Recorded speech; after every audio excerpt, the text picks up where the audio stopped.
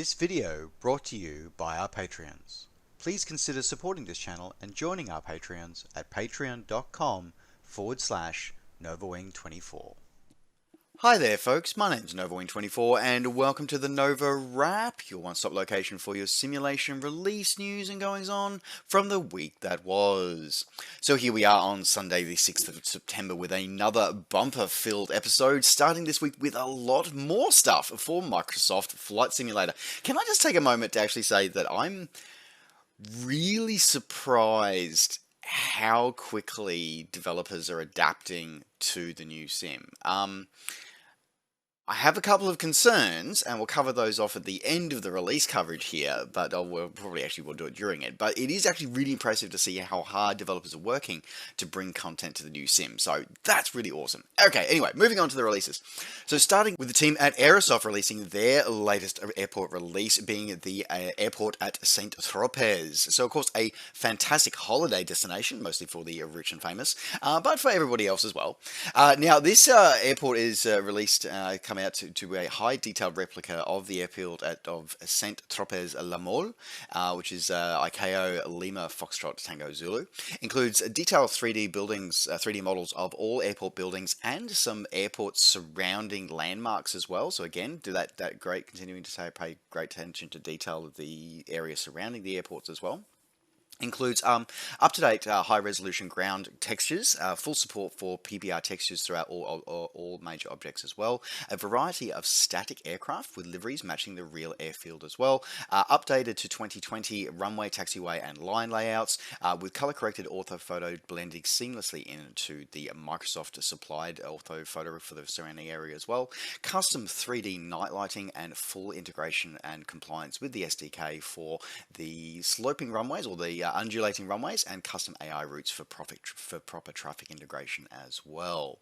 And this one's coming in at a reasonable price, coming in at $10 or the original equivalent, available now from Aerosoft.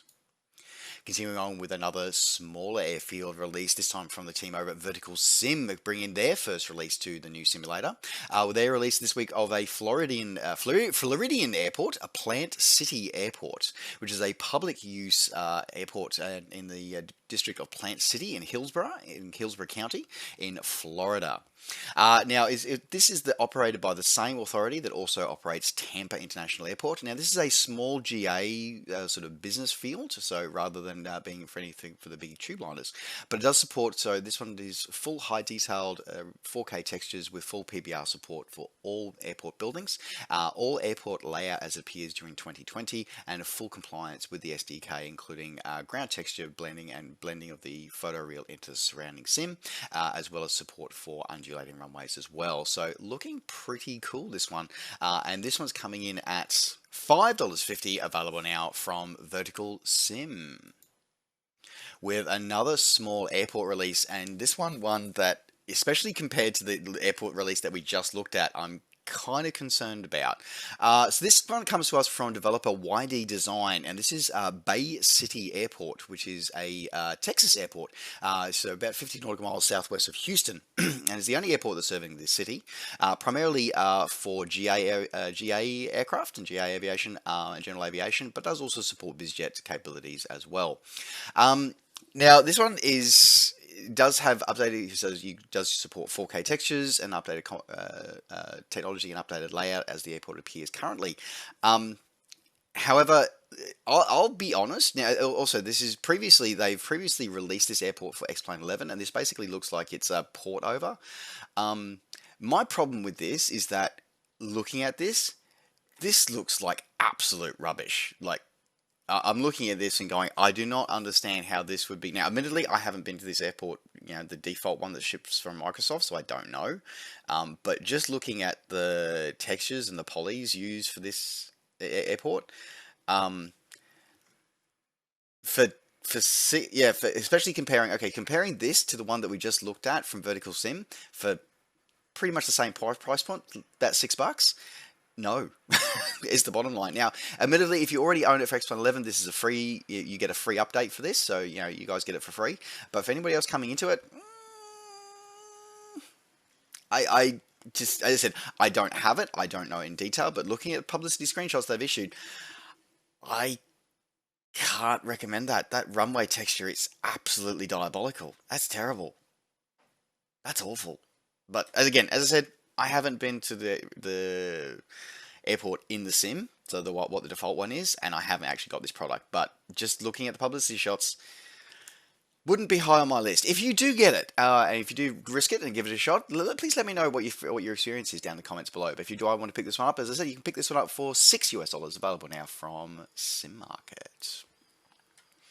Continuing on with more Sony releases, the guys over at UK2000 kicked off their work into Microsoft Flight Simulator with their release of Bristol Airport for the new sim. Now, they released a rendition of this for the it's sort of earlier this year, which is a rendition of it in 2019, as the airport appeared in 2019, for Prepared V4 and V5.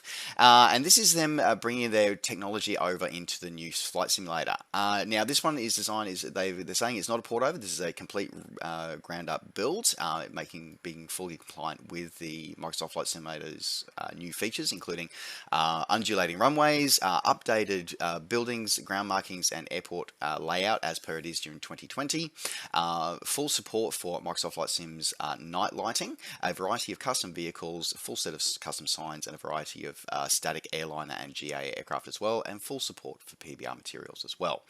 Now, what gets me about this one is the pricing.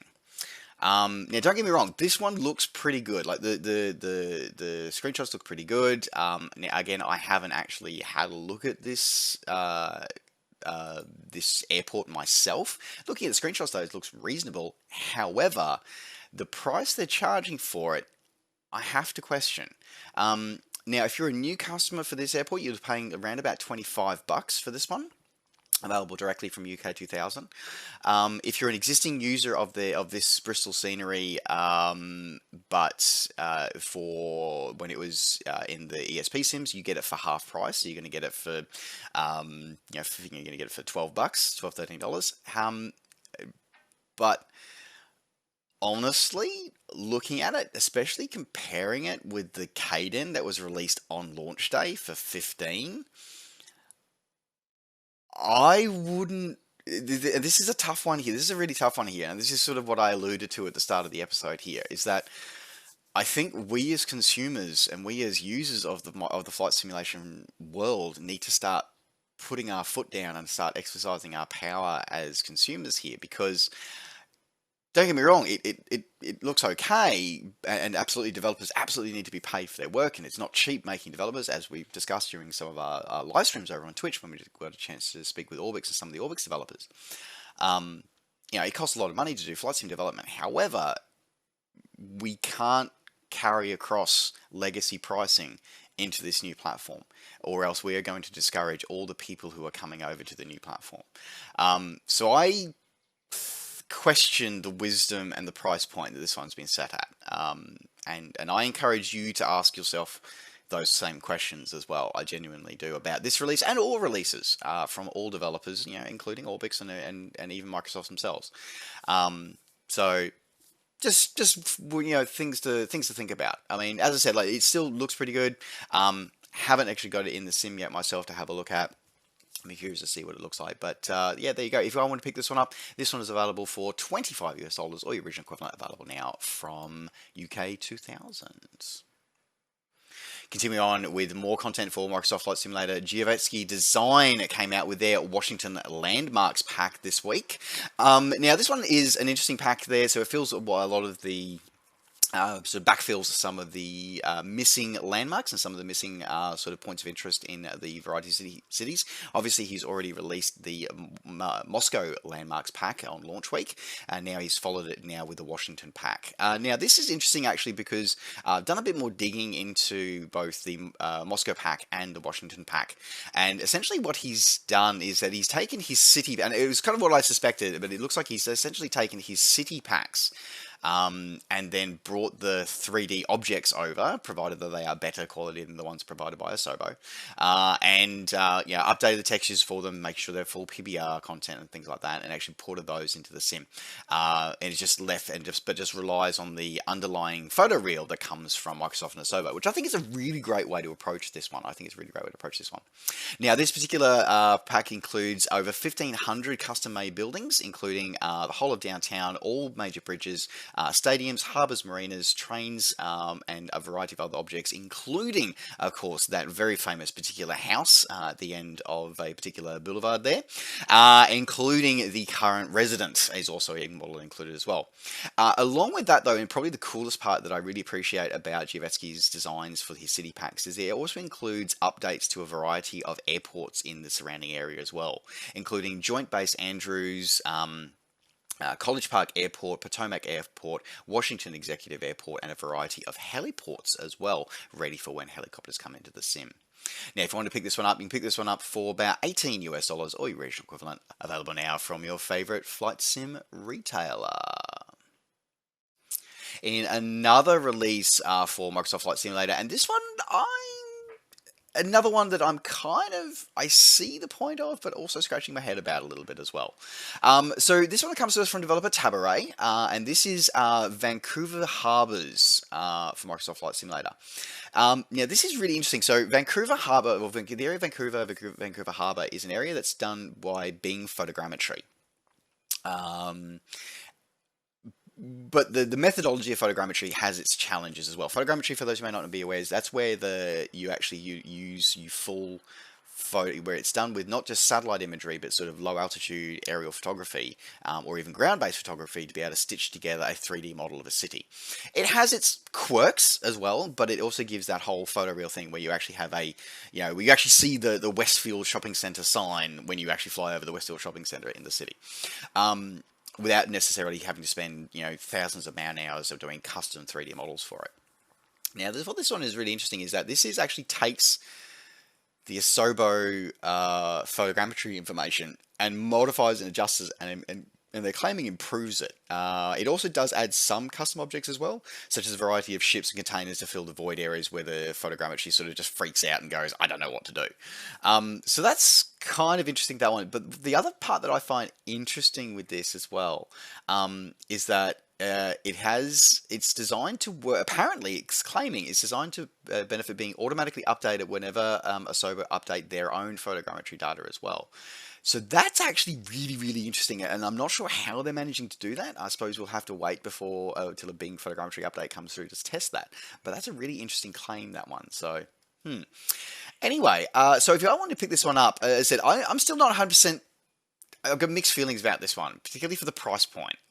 So this one is $17 ish, available now from Sim Market, and as I said, it's interesting, but this product has previously been released for X-Plane 11 as well, and you get an upgrade discount price of around about 50% off if you're upgrading to that from the X-Plane 11 version, and that's available now from Sim Market. Moving out of the Microsoft Flight Simulator world this week and moving back into the world of Prepared. This week we saw from Army Project the release of Queen Alia International Airport in Jordan. So this is the largest airport in Jordan and serving which is just south of the capital city of Amman, and is named after Queen Alia, the third wife of the late King Hussein of Jordan. The airport is home to the country's national flag carrier, Royal Jordanian Airlines, as well as a major hub for other airlines as well. Now, this is the airport as it appears at the layout in 2020. Including all major airport buildings have been modelled, including full support for detailed static jetways, and as well as a variety of static ground service vehicles as well, and also includes the ground photo reel for the airport and surrounding area, including a variety of custom points of interest around the area as well, and as I said, all airport buildings and layouts done as well. This one's coming in for $17 or your original equivalent, available now from Sim Market. In another Prepared release, this one including Prepared V4 and V5, comes to us from Project Max. with their rendition of Christmas Island. Now, this is really interesting. This is a small rock in the middle of the Indian Ocean that is Australian territory, and it's actually very, very controversial here in Australia because it is home to an immigration detention facility. So it is very controversial at the moment. That is for sure. And basically, it's a very small island. Essentially, it has a detention facility and an airport, and that's kind of about it. Now, there's very little information about this from the developer, Project Max. Other than for them to say that they have done the entire island with custom autogen, custom photoreal imagery, custom ground polygon, and a high detailed airport. The photoreal looks a little off. It's really funny, actually. It's really tough to now compare it, having now compared stuff to Microsoft, what ships out of the box with Microsoft Flight Simulator, so it's a bit tough, but it definitely is. There's not a lot going for this airport at the moment. I should maybe take a tour out there and the new sim and see what it's like. But if you want to add this one to your prepared experience, you're looking at paying about $6 or your original equivalent, available now from Sim Market. In another release this week for the ESP Sims, so this time including prepared and going all the way back to FSX. We still fly FSX and FS9 for some of us. So this week release from Sim Designs Company, so their release of, I am totally going to mess this up, Almirante Padilla International Airport, which is a Colombian airport serving the city of Riohacha. So I am completely sure I have messed that one up. So this airport is just about 10 minutes outside the city centre and operates a variety of domestic and international flights throughout Colombia and international into Aruba. It's also the hub of the commercial operations for Aruba Airlines, the Aruba Airlines Avianca. That's a tongue twister if ever I saw it. This airport is done in a full custom photo reel of the airport with custom autogen for the airport and surrounding area. Includes custom 3D lighting for great night performance, including updated airport buildings and terminal layout and airport layout, taxiway layout as per start of 2020. And it's all been updated and includes updated photo reel for the surrounding area and variety of points of interest in the surrounding area as well. And this one's coming in available for about $17 for the ESP version. Sorry, for $17 for the FSX version, or the same price again for the prepared version, available now from Sim Market. Moving out of the ESP world, moving into the world of X-Plane this week, saw the release from V-Sky Labs, the latest in their test pilot range. Saw the release of their HE-162 project, which was a really interesting one. It's a really interesting project, this one. That aircraft is the Salamander was a fascinating aircraft. It was one of the first jet aircraft ever to be produced, and one of the first jet combat aircraft to actually see combat as well. And it's come through and gone through. And in their claim, the project started as a long-term research effort, which evolved into a virtual restoration project using resources including an original pilot's operating handbook from the 162, as well as speaking with people who flew the aircraft post Second World War, because some of them were distributed amongst the Allies post-war for testing purposes, and I believe some were actually produced in France post-war and actually served with the French Air Force for some time after the war, if I remember correctly. So this one's is a highly detailed model of the 162, a highly detailed custom 3D model with all core systems of the 162 as modeled as detailed as possible. Also includes a multi-layer FMOD sound pack, as well as a comprehensive manual, and it is fully functional and compatible with VR as well. Now, this one is a normal price of $35, currently on a launch special of $25 or your original equivalent, available now from xplane.org. Moving out of the flight simulation world, moving into the world of the permanent way. So a few releases for the train simulation world this week. So the first one we saw was for Train Simulator 2020. We saw the release of the CSX Hanover subdivision, Hanover to Hagerstown route, along with a scenario pack for the same route as well. Now, the route is a fascinating route that goes through the scenic countryside of Maryland and Pennsylvania, which frequently sees a variety of heavy tonnage of large freight trains rolling through. The variety of rolling farmlands and rugged mountains are included with this one as well, with this beautiful high detail scenery of a 62-mile part of the subdivision of the route, and would give you quite the number of challenges to doing heavy railroad hauling across high grade railway lines. Now, this gives you, as I said, 62 route miles through rolling farmland and across the Blue Ridge Mountains, and a variety of line-side industries, yards, and interchanges are included. Also includes a variety of trains, including the SD40-3, SD40-2, and -8 40 CW diesel lines, plus the short line GP9 included as well. You also go through a variety of very interesting points of interest, including going through the historic town of Gettysburg and the Gettysburg National Battlefield as well, which I didn't realize had a train line running through it. That's kind of cool. It also includes as well a variety of rolling stock and 9 challenging career scenarios, as well as a single free roam scenario included by default with this pack, coming in at $40 US, or your original equivalent, available now on Steam. And along with that release for the Hanover subdivision, as I said at the start of this one, it's also saw the release of a scenario pack teamed up with that as well, to give you a variety of new scenarios. An additional 10 scenarios are included, including a couple of a multi-part scenario around the EMD SD40-3, as well as a variety of aggregate loads and other challenges throughout this beautiful set of countryside. And that one is available for $10 US, or your original equivalent, available now on Steam.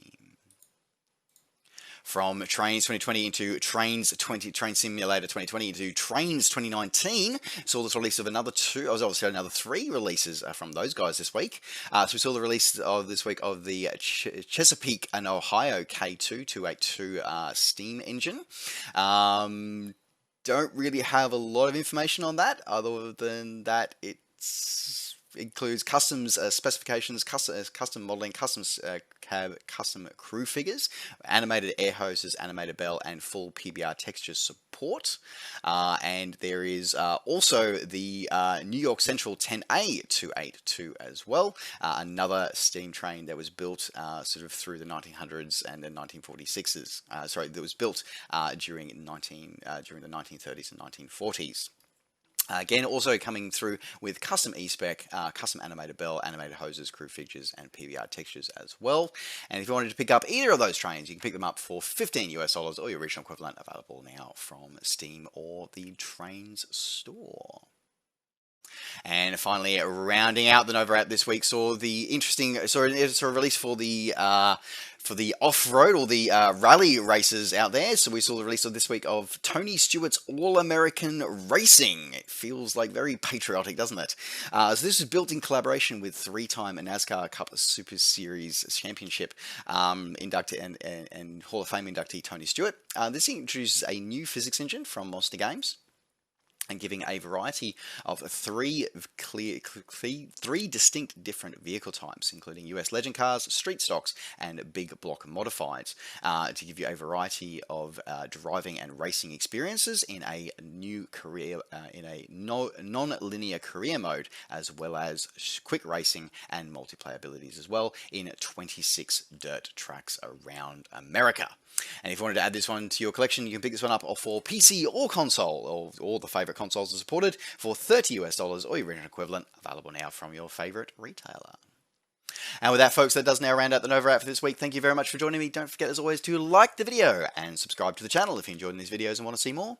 And of course, as always, you can catch up with me and all the things I'm up to between videos by finding me on Facebook and on Twitter. Just search NovaWing24. Alright, folks, thanks very much for watching. Take care, safe skies to all, and we'll see you next time. Bye for now.